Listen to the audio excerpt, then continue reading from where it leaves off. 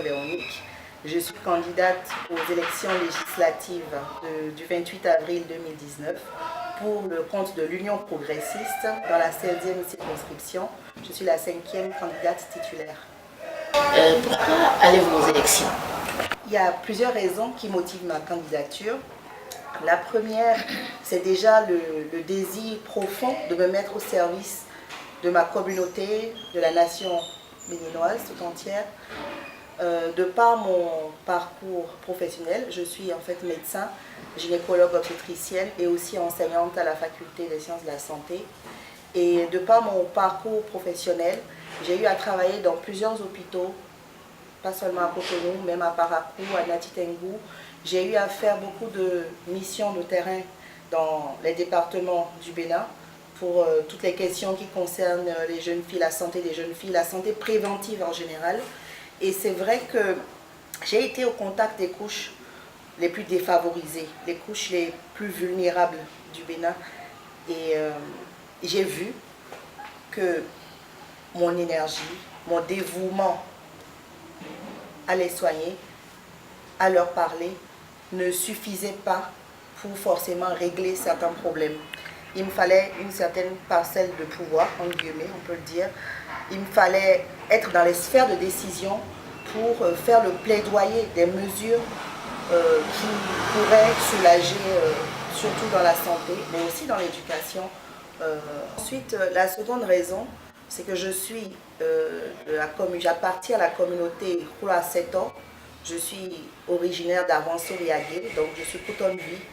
Et pour ma communauté aussi, j'aimerais me mettre au service de la nation quelque part. Je voudrais bien essayer de faire le plaidoyer pour améliorer leurs conditions de vie. Et c'est la deuxième raison.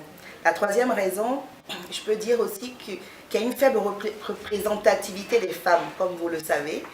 Et j'en ai fait beaucoup une cause à défendre parce que pour moi, je considère vraiment que là où on parle des problèmes des femmes, on ne peut pas faire sans les femmes. Il faut que les femmes participent au débat.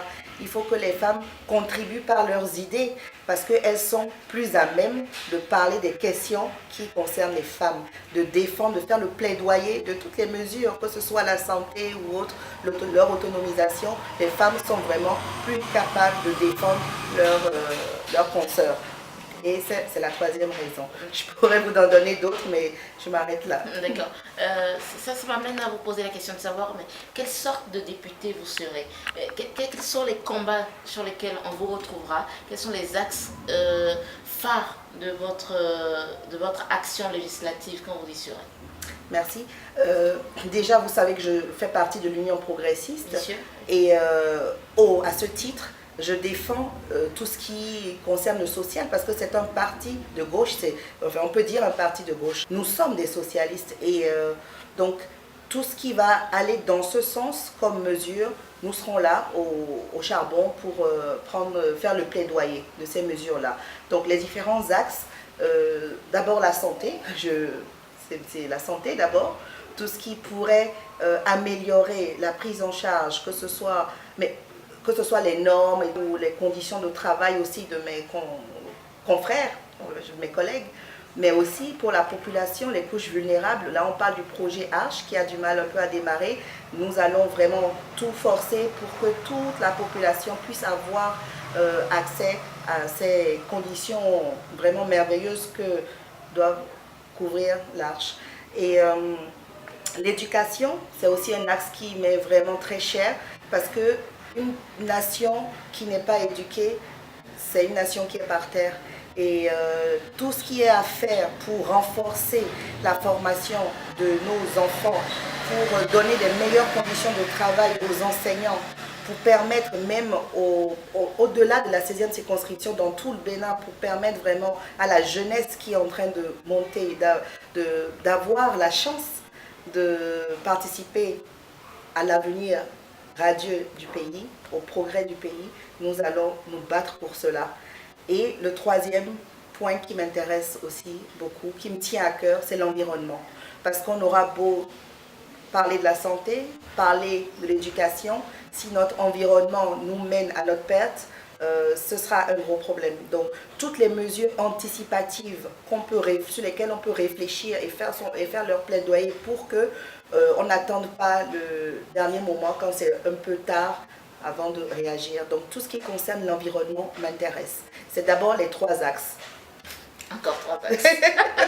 Alors, il y a le procès qui se fait de plus en plus aux médecins. Pourquoi cette envie de passer à la politique et tout?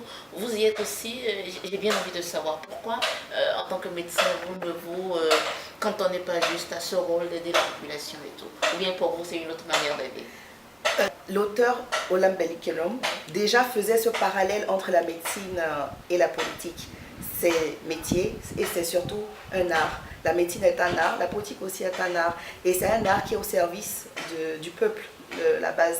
Alors, en soignant les gens, en choisissant la médecine, en ayant cette vocation d'aider les autres, on se retrouve souvent limité parce qu'on ne peut pas faire plus, parce qu'il y a des décisions qui tardent à venir, parce qu'il y a des mesures pour le plus grand nombre qui ne sont pas forcément prises ou pas dans le bon sens. Et c'est ça qui emmène les médecins à la politique, parce qu'on a envie d'en faire plus, on a envie d'impacter un plus grand nombre. Et le Bénin n'est pas le premier pays où il y a des médecins qui se présentent ou tout ça. Dans le monde, même pas très loin, vous avez des médecins. Si vous prenez certains parlements, ils ont fait des enquêtes. Si vous regardez dans Google, vous allez voir que les professions en tête dans les assemblées, c'est médecins et avocats. Parce qu'ils sont au contact du peuple et ils connaissent les problèmes du peuple. Ils ont étudié suffisamment, ils ont une certaine analyse des faits, ils ont des perspectives.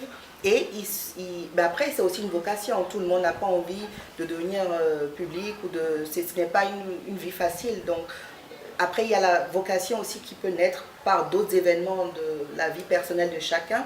Mais de façon générale, il faut savoir que quand on a envie d'aider les autres, on a envie d'aider les autres jusqu'au bout.